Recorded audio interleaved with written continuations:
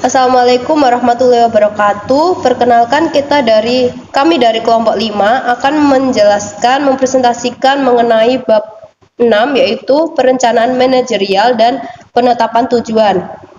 Nah, saya akan menjelaskan subbab pertama yaitu mengenai pengenalan tujuan dan rencana. Perkenalkan, nama saya Anggreni Ibkusumawardani, nomor NPM 140. Salah satu tanggung jawab seorang manajer ialah menentukan arah yang akan dituju suatu perusahaan di masa mendatang. Lalu, bagaimana cara manajer untuk merencanakan masa depan perusahaan di lingkungan yang selalu mengalami perubahan ini? Untuk itu, kita perlu mengetahui apa itu tujuan dan rencana terlebih dahulu. Yang pertama yaitu tujuan atau goal, ialah kondisi di masa mendatang yang diinginkan dan dicoba diwujudkan oleh suatu perusahaan tersebut. Sedangkan rencana atau plan ialah rencana yang digunakan untuk mencapai tujuan di masa mendatang tersebut. Lalu selanjutnya yaitu manfaat tujuan dan rencana. Yang pertama ada legitimasi yang membantu memberikan pandangan perusahaan secara positif terhadap para investor, pelanggan, masyarakat lokal, serta karyawan. Yang kedua, tujuan dan rencana dapat meningkatkan motivasi dan komitmen pegawai dengan meminimalisasi ketidakpastian dan memperjelas hal-hal yang harus mereka capai, sehingga para pegawai mengetahui tindakan apa yang harus mereka lakukan untuk mencapai tujuan perusahaan. Yang selanjutnya, tujuan dan rencana dapat membantu manajer dalam mengalokasikan sumber daya secara efisien. Dan selanjutnya, tujuan dan rencana dapat menjadi panduan tindakan dengan memfokuskan perhatian terhadap tercapainya sasaran penting. Lalu, tujuan dan rencana dapat mempermudah manajer untuk mengambil keputusan yang ingin dicapai suatu perusahaan tersebut. Lalu yang terakhir yaitu tujuan dan rencana berfungsi sebagai kriteria kinerja dan standar penilaian yang harus dicapai suatu perusahaan. Lalu selanjutnya mengenai proses perencanaan perusahaan. Prosesnya dimulai dari para manajer yang membuat rencana perusahaan secara keseluruhan, seperti membuat misi dan tujuan perusahaan. Lalu yang kedua, para manajer menerjemahkannya dengan membuat rencana, membuat strategi, serta membuat tim intelijen untuk menganalisis isu-isu persaingan. Lalu yang ketiga, manajer menjabarkan faktor-faktor operasional yang dibutuhkan untuk mencapai tujuan perusahaan. Lalu untuk yang keempat, melaksanakan rencana dengan menggunakan sarana seperti menggunakan manajer bersasaran, panel instrumental, lalu rencana sekali pakai dan tanggung jawab terdesentralisasi. Yang terakhir yaitu kelima, para manajer melakukan evaluasi secara kontinu untuk mendapatkan hasil pasti dari rencana yang telah dilakukan. Apakah berjalan dengan baik atau perlu diadakan perubahan rencana untuk menuju tujuan yang akan dicapai. Lalu materi selanjutnya akan disampaikan oleh rekan saya. Selanjutnya akan disampaikan oleh saya, Nadia Nur Ramadhani, NPM 150. Manajer baru melakukan pendekatan melalui penetapan tujuan dan pembuatan perencanaan. Tujuan perusahaan. Tujuan perusahaan diawali oleh para manajer puncak, yang mana proses perencanaannya dimulai dengan menetapkan misi dan tujuan perusahaan secara keseluruhan. Misi perusahaan. Misi perusahaan ini menjabarkan nilai-nilai, cita-cita, dan dasar keberadaan perusahaan. Misi yang ditetapkan dengan jelas merupakan dasar dari penetapan tujuan dan rencana ke depan yang matang juga. Karena tanpa misi yang jelas, tujuan dan rencana dibuat secara serampangan. Alhasil, tidak akan mampu mengarahkan perusahaan ke progres yang lebih baik. Beberapa pernyataan misi menggambarkan karakteristik perusahaan. Di antaranya yang pertama ada nilai-nilai perusahaan, yang kedua ada kualitas produk, yang ketiga ada lokasi perusahaan, yang keempat ada sikap terhadap pegawai.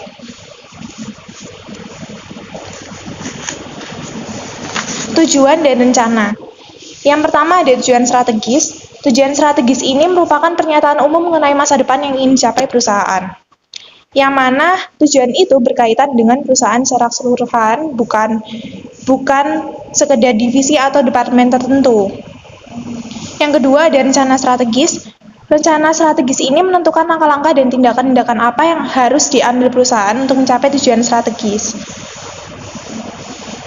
Biasanya perencanaan strategis ini cenderung bersifat jangka panjang dan bisa menentukan tindakan perusahaan selama sekitar 2 hingga 5 tahun mendatang. Yang ketiga ada tujuan taktis. Tujuan taktis merupakan hasil-hasil yang hendak dicapai oleh divisi-divisi dan departemen-departemen utama di perusahaan. Yang mana tujuan ini berlaku untuk manajemen menengah dan menggambarkan langkah apa yang harus dilakukan oleh subunit-subunit utama perusahaan dalam mencapai tujuan perusahaan secara keseluruhan. Yang keempat ada rencana taktis. Rencana ini dibuat untuk membantu melaksanakan rencana strategis utama dan mencapai bagian tertentu dari strategi perusahaan.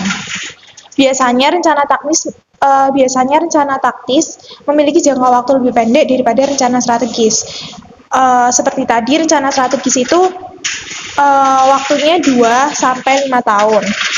Sedangkan rencana taktis memiliki jangka waktu sekitar 1 tahun.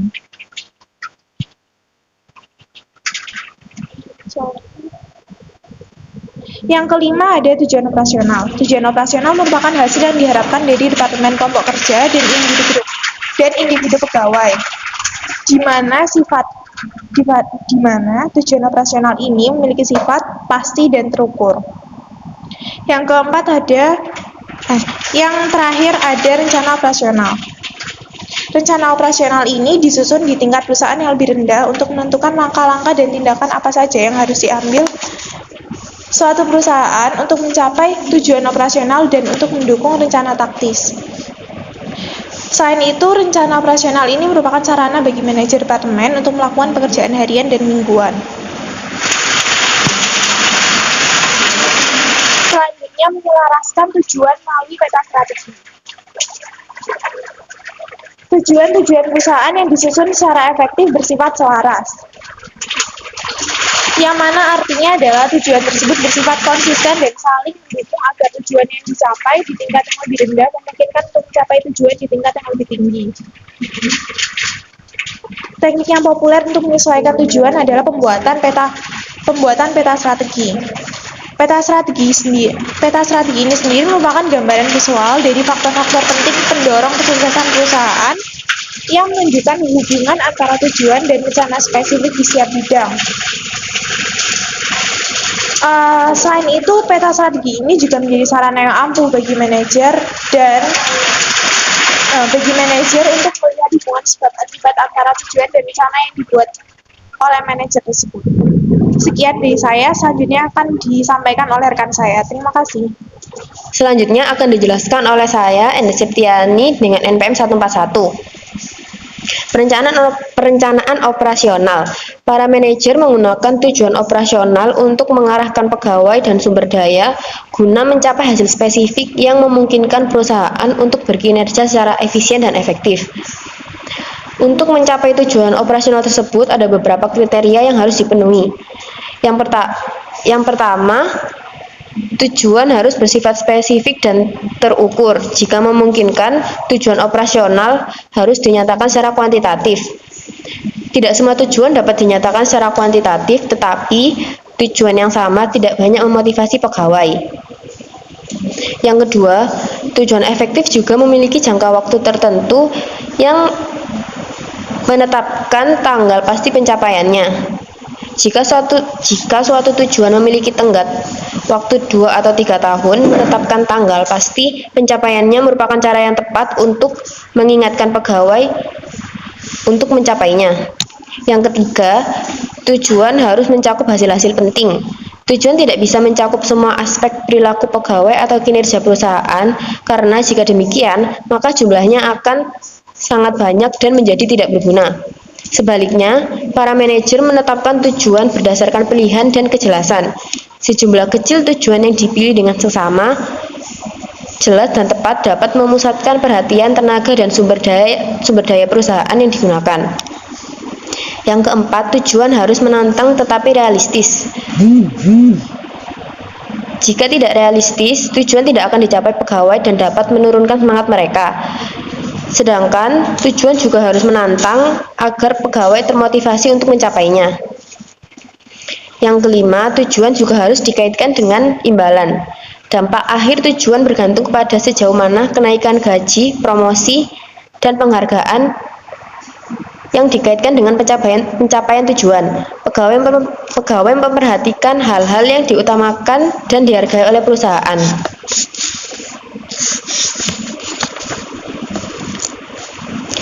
Selanjutnya ada manajemen bersasaran. Manajemen bersasaran atau manajemen by objective adalah sistem yang digunakan oleh manajer dan pegawai untuk menentukan tujuan bagi setiap departemen, proyek maupun personil, serta menggunakan mereka untuk memonitor kinerja selanjutnya. Keempat kegiatan utama untuk menyukseskan manajemen bersasaran adalah sebagai berikut. Yang pertama, menetapkan tujuan. Menetapkan tujuan melibatkan pegawai di semua tingkat dan bukan hanya sekedar memperhatikan kegiatan harian untuk menjawab pertanyaan apa yang sedang kita capai. Para manajer mengikuti kinerja tujuan efektif yang dibahas sebelumnya dan memastikan tanggung jawab disebarkan untuk mencapai tujuan yang akan dicapai. Yang kedua, membuat rencana tindakan. Rencana tindakan memberi arah bagi tindakan yang diperlukan untuk mencapai tujuan yang telah ditetapkan, serta dibuat untuk para individu maupun departemen. Yang ketiga, mengevaluasi kemajuan. Evaluasi kemajuan secara rutin penting dilakukan untuk memastikan bahwa rencana tindakan berjalan. Evaluasi ini dapat dilakukan secara informal oleh manajer dan bawahannya, atau perusahaan dapat melaksanakan evaluasi 3, 6, atau 9 bulan sekali. Pemeriksaan rutin ini memungkinkan manajer dan pegawai untuk melihat apakah pekerjaan mereka sesuai dengan target yang diajukan atau adanya tindakan perbaikan yang diperlukan. Yang terakhir ada menilai kinerja secara keseluruhan. Langkah terakhir manajemen bersasaran adalah mengevaluasi serta melakukan penilaian kinerja departemen-departemen dan perusahaan secara keseluruhan yang akan menjadi penentu tujuan untuk periode berikutnya, karena siklus manajemen bersasaran berulang setiap tahun. Sekian dari saya. Selanjutnya akan dijelaskan oleh saya mengenai manfaat manajemen bersasaran. Nama saya Elizabeth Clairin dengan NPM 131. Untuk manfaat manajemen bersasaran, yang pertama, efektif, tujuan lebih mudah dicapai, dan menimbulkan sistem penilaian di tengah karyawan. Untuk potensi masalah sendiri, yang pertama ada perubahan yang terus-menerus menghambat efektivitas manajemen bersasaran. Yang kedua, hubungan buruk antara pimpinan dan pegawai mengurangi efektivitas. Yang ketiga, tujuan strategis dapat diganti dengan tujuan operasional. Yang keempat, organisasi dan nilai-nilai mekanis yang menghambat partisipasi dapat menghambat manajemen bersasaran. Lalu untuk yang kelima, tugas laporan yang terlalu banyak dapat menghabiskan energi manajemen bersasaran. Selanjutnya ada perbedaan mengenai rencana sekali pakai, yaitu single use plans, yaitu rencana yang dibuat untuk mencapai tujuan yang kemungkinan tidak berulang di masa depan. Rencana ini biasanya mencakup program dan proyek. Untuk programnya sendiri, yang pertama ada rencana untuk mencapai tujuan perusahaan sekali waktu, dan itu cakupannya begitu besar sehingga membutuhkan waktu yang lumayan panjang juga. Contohnya mendirikan kantor pusat baru dan mengubah berkas kertas menjadi berkas digital. Untuk yang proyek, cakupan dan kompleksitasnya lebih kecil sehingga waktu yang dibutuhkan juga relatif lebih singkat. Contohnya merenovasi kantor, membangun jaringan internet perusahaan. Selanjutnya ada rencana tetap, yaitu rencana yang dibuat untuk mencapai tujuan yang kemungkinan tidak berulang di masa depan. Rencana ini biasanya mencakup program dan proyek juga. Dan untuk kebijakannya sendiri, yang pertama cakupannya luas dan berfungsi sebagai panduan umum dalam bertindak. Yang kedua didasarkan kepada tujuan umum atau rencana strategis perusahaan. Yang ketiga menetapkan batasan dalam pengambilan keputusan. Contohnya kebijakan pelecehan seksual dan kebijakan penggunaan internet dan email. Untuk peraturannya sendiri, yaitu yang pertama cakupannya sempit, menjabarkan langkah untuk mengerjakan suatu tindakan. Yang ketiga bisa berlaku untuk situasi tertentu. Contohnya, peraturan tidak boleh makan di ruangan yang memperlihatkan pegawai. Sekian dari saya, terima kasih. Di sini saya akan menjelaskan materi tentang membuat rencana dalam lingkungan yang bergejolak. Ada 3 tahapan, yaitu pertama, rencana kontingensi, kedua, pembuatan skenario, dan ketiga, perencanaan krisis. Saya akan menjelaskan tentang rencana kontingensi terlebih dahulu. Rencana kontingensi merupakan rencana yang menentukan respon perusahaan ketika mengalami kondisi darurat seperti kemerosotan atau situasi yang tak terduga lainnya.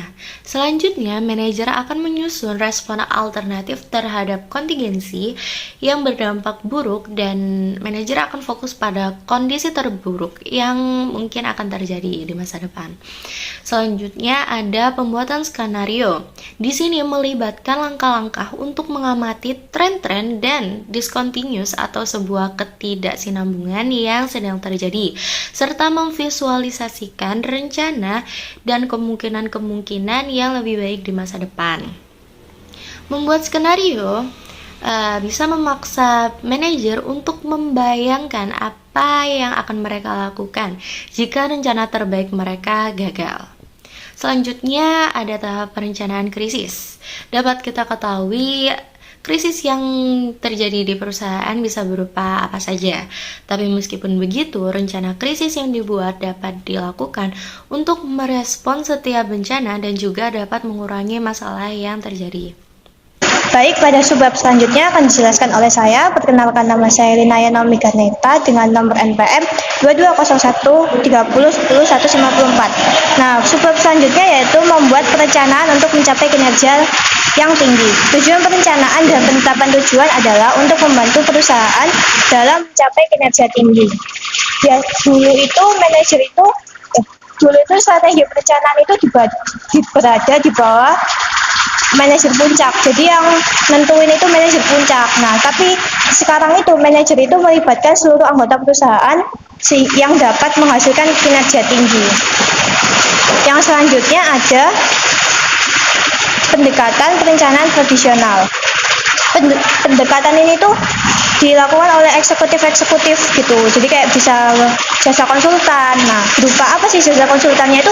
Biasanya berupa Departemen Perencanaan Pusat. Departemen Perencanaan Pusat sendiri adalah sekelompok ahli perencanaan yang melapor secara langsung kepada CEO. Jadi lingkupnya itu dari departemen langsung ke CEO seperti itu. Yang selanjutnya, pendekatan perencanaan ini tuh bersifat top down.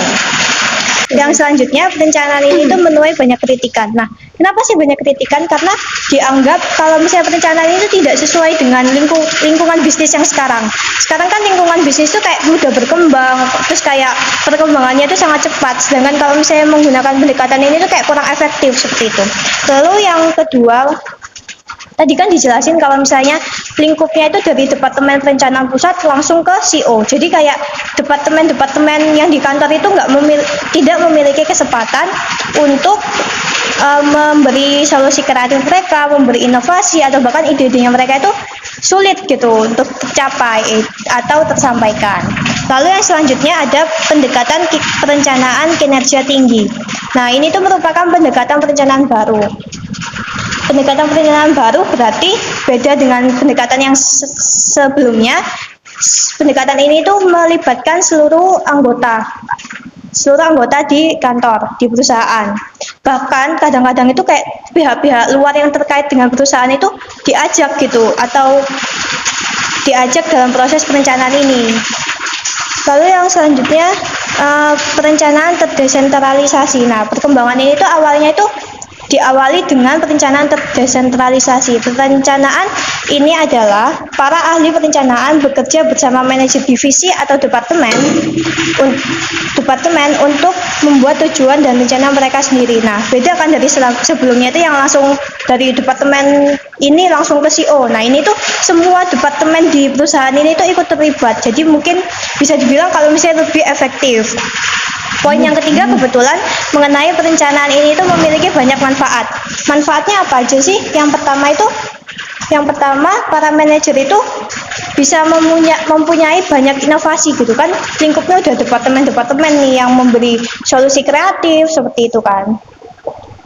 Lalu bahkan para eksekutif puncak ini juga melihat kalau misalnya pendekatan ini tuh memiliki banyak manfaat sehingga memungkinkan para ahli perencanaan untuk bekerja secara langsung dengan manajer dan pegawai untuk membuat rencana dinamis yang dapat memenuhi kebutuhan yang cepat berkembang dan berubah. Kalau misalnya kalian tahu kalau lingkungan bisnis itu kan banyak kan persaingannya. Nah, kalau misalnya kita menggunakan lingkungan ini, kita itu bisa membuat persaingan itu menjadi lebih hidup gitu. Gimana sih maksudnya persaingan yang menjadi lebih hidup itu? Karena dalam persaingannya kita itu para perusahaan itu membuat upaya supaya menetap upaya itu dengan melibatkan seluruh pegawai dan juga departemen. Jadi kayak bisa membuat lebih mudah seperti itu dan juga inovasinya itu lebih banyak yang tertampung. Yang selanjutnya adalah ada panduan untuk membuat perencanaan di tempat kerja baru. Yang pertama ada menetapkan tujuan abadi untuk mencapai kualitas unggul. Tujuan abadi itu pertama kita membahas tentang tujuan abadi. Nah, tujuan abadi ini apa sih? Tujuan yang masuk akal tapi ambisius, yang dinyatakan dengan jelas, memaksa dan imajinatif, sehingga bisa menyemangati pegawai untuk mencapai kualitas unggul. Nah, tujuan ini tuh biasanya tuh dibuat untuk menggambarkan tujuan yang kayak lebih naik tingkat gitu. Jadi kayak tujuan-tujuan yang lebih oke gitu dinamakan dengan tujuan abadi. Nah, tujuan abadi ini juga memiliki pengembangan lain yaitu Big Hairy Audacious Goal atau bisa disebut dengan tujuan nekat. Tujuan nekat ini biasanya juga digunakan untuk menggambarkan tujuan yang lebih besar. Nah, tujuan abadi sendiri tadi kan udah dibilang kalau tujuan yang lebih besar. Nah, tujuan nekat ini jauh lebih besar dari itu. Tujuan nekat digunakan untuk menggambarkan tujuan yang besar, menggugah dan menyimpang dari paradigma, namun tetap bisa dicapai. Tadi kan udah dijelasin nih maksudnya dari tujuan abadi itu apa, tujuan nekat itu apa, tapi ada satu poin yang sama yaitu tujuan mereka itu sama-sama bisa dicapai, sama-sama masuk akal.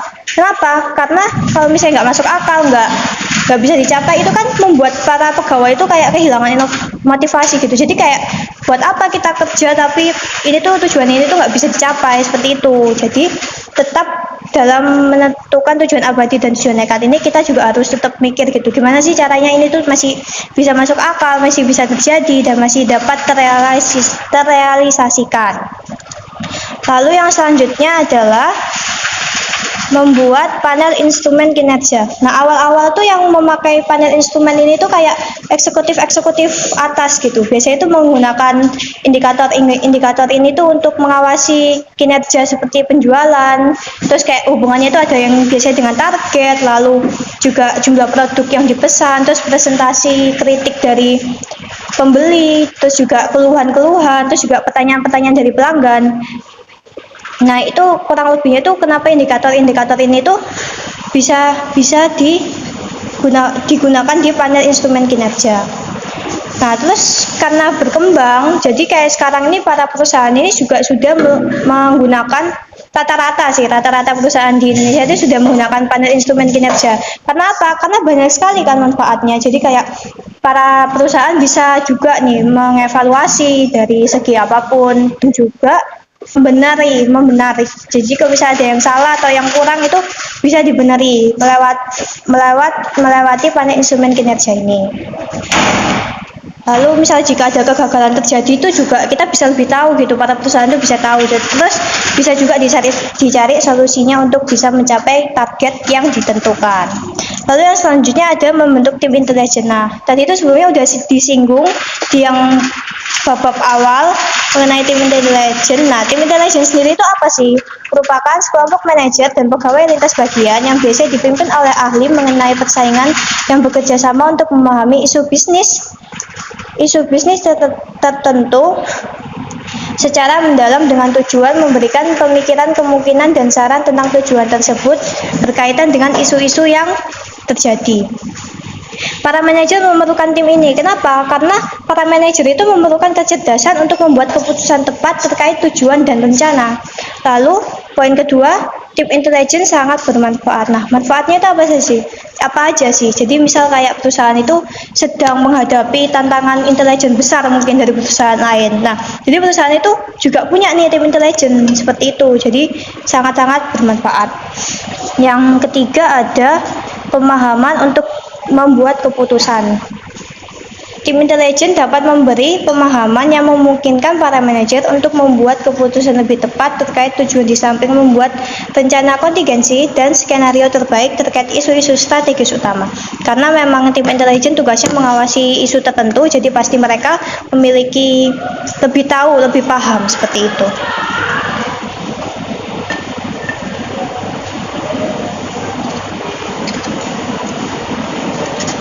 Sekiranya dari kelompok kami ini yang dapat disampaikan, mohon maaf jika ada kurang dan lebihnya, dan juga semoga ilmu yang kami jelaskan bisa dapat bermanfaat bagi kalian semua. Sekian dari kelompok kami, terima kasih.